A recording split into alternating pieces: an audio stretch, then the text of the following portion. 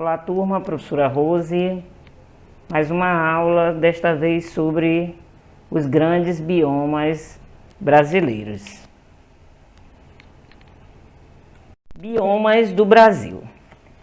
Bom, como nós vimos, gente, biomas são conjuntos dinâmicos de ampla extensão geográfica que possuem certo nível de homogeneidade.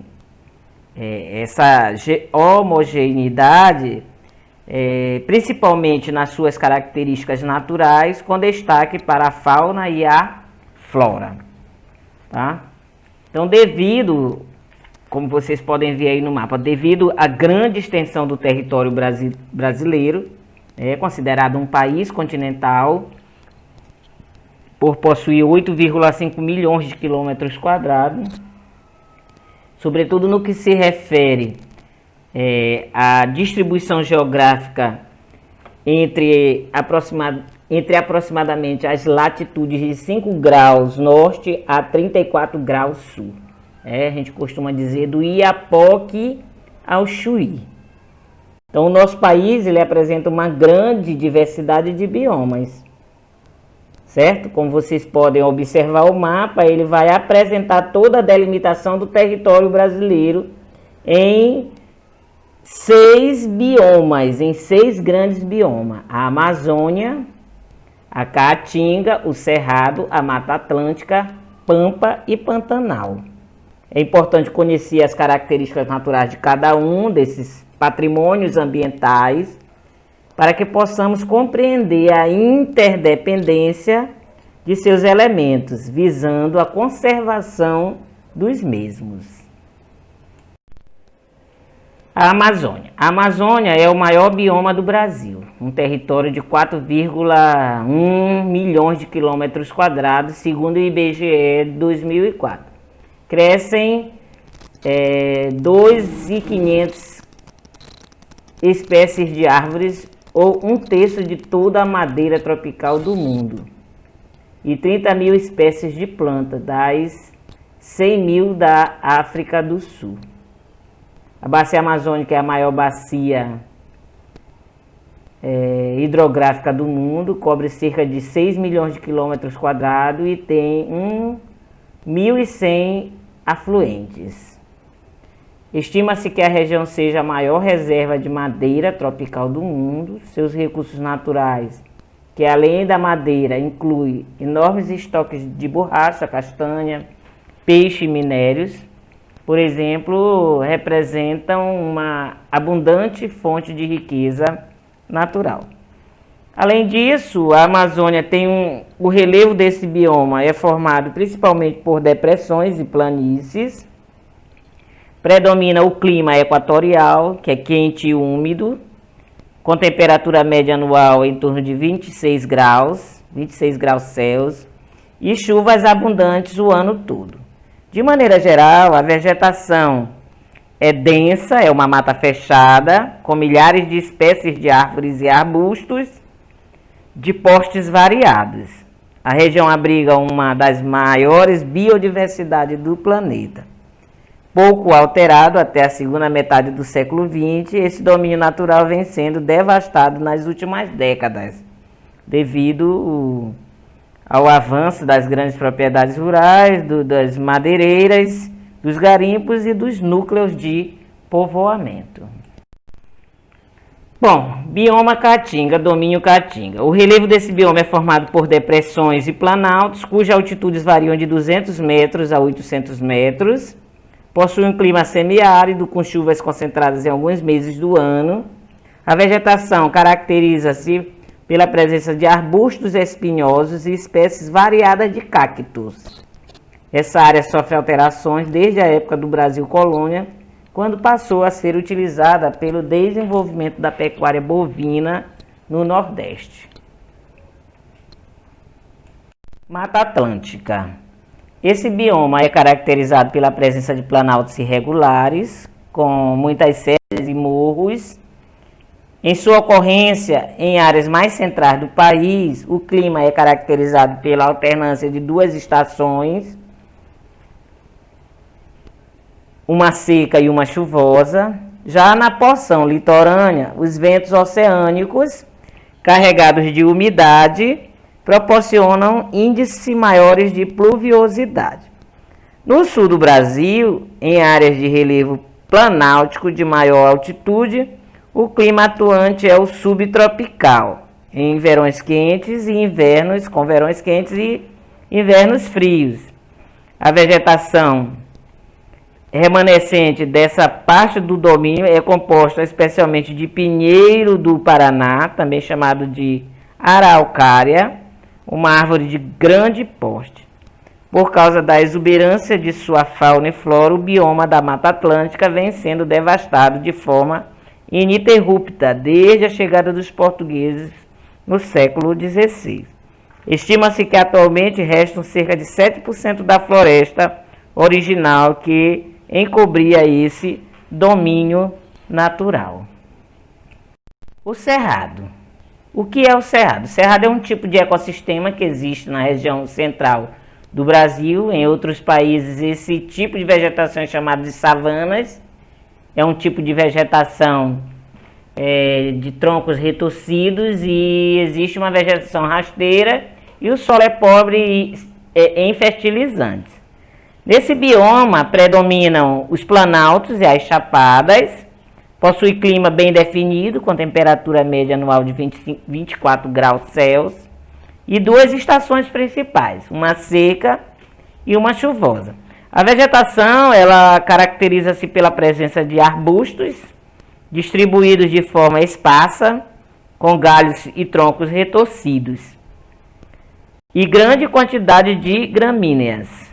Nas últimas décadas, o cerrado tem também sofrido uma intensa alteração para dar lugar às áreas de pastagens, destinadas à criação extensiva de gado e para a instalação de lavouras, sobretudo voltadas para a cultura de soja.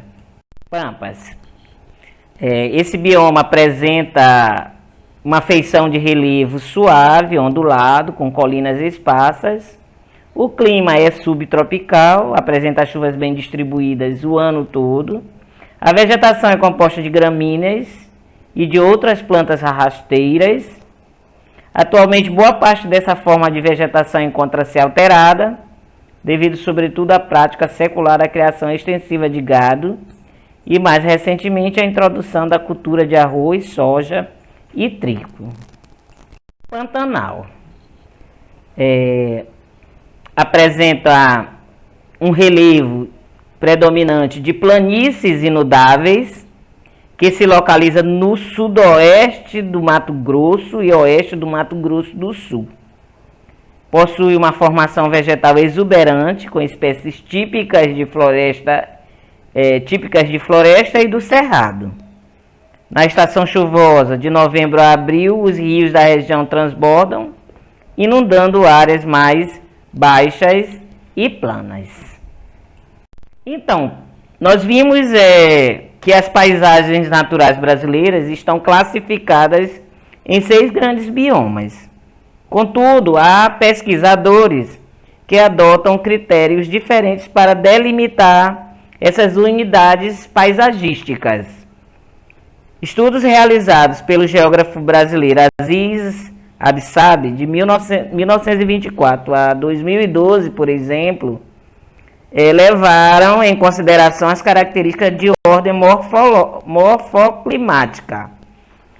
O que significa isso? É a interação do relevo e do clima.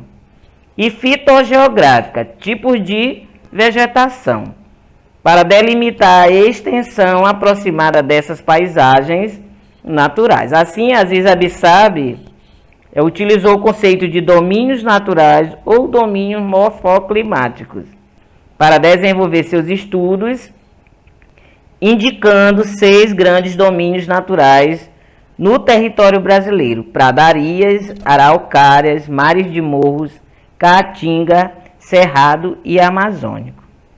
Então, entre essas regiões naturais encontra-se o que Aziz Abissab chamou de faixa de transição. Faixas de transição, ou seja, áreas intermediárias que possuem características de 2 ou mais domínios morfoclimáticos, como é o caso do Pantanal Mato Grossense, que apresenta formações da Caatinga, do Cerrado e da Mata Atlântica. Certo? Aziz Abissab é considerado um dos maiores cientistas do nosso país. Dedicou-se intensamente a estudos dos domínios naturais e de sua devastação como consequência da ocupação humana. Ele é reconhecido internacionalmente por seu trabalho, que contribuiu de maneira fundamental para o entendimento das características naturais e culturais do espaço geográfico brasileiro. Certo, gente? Então aqui é a nossa aula, finalizando nossa aula, a apresentação dos nossos biomas, nossos grandes biomas, né? Que estão bastante alterados, né? Por conta da interferência humana, certo? E de acordo com levantamentos recentes realizados por cientistas, entre os quais os geógrafos, biólogos, zoólogos, grande parte dos biomas terrestres encontram-se parcial ou totalmente alterada pela ação humana, estando as áreas remanescentes ou na eminência de serem transformadas a curto e médio prazo. Dessa forma, os especialistas apontam para a necessidade de estabelecer com urgência medidas que protejam esses ambientes. Certo? A interferência humana na dinâmica natural da biosfera leva à transformação intensa das paisagens terrestres. A sociedade pode alterar fenômenos e processos biológicos, atmosféricos, hidrológicos e pedológicos. A atividade extrativista mineral, por exemplo, a extração do ouro, do minério de ferro, tanto nos países ricos e industrializados quanto nos países pobres e de economia primária, têm sido responsáveis por graves danos ambientais, como o desflorestamento de áreas de mineração, o desmantelamento de morros e serras e a criação de imensas crateras, alterando a paisagem e acelerando os processos erosivos. Em muitos casos, verifica-se a contaminação do solo e de lençóis de água subterrâneos por resíduos de substâncias químicas resultantes do processo de extração. Então, outra forma de interferência que tem alterado diariamente o ambiente é a derrubada de vegetação para a prática de atividades agrícolas, prejudicando a vida da fauna, expulsando os animais de seu habitat e muitas vezes provocando a extinção de espécies. A ausência de vegetação, gente, sobretudo nos países localizados nas zonas tropicais do planeta, transforma também as características dos solos, que sem a cobertura vegetal ficam vulneráveis à ação da água, das chuvas e podem perder a capacidade de absorção, fato que interfere diretamente no ciclo hidrológico. A construção de represas e a captação de água doce para irrigação de campos de cultivo, práticas de países populosos como os Estados Unidos, China e o Brasil, também alteram significativamente as dinâmicas naturais, provocam desequilíbrio na cadeia alimentar, da fauna aquática, podem levar ao desaparecimento de espécies vegetais nas áreas inundadas e interferem no fluxo e no regime dos rios.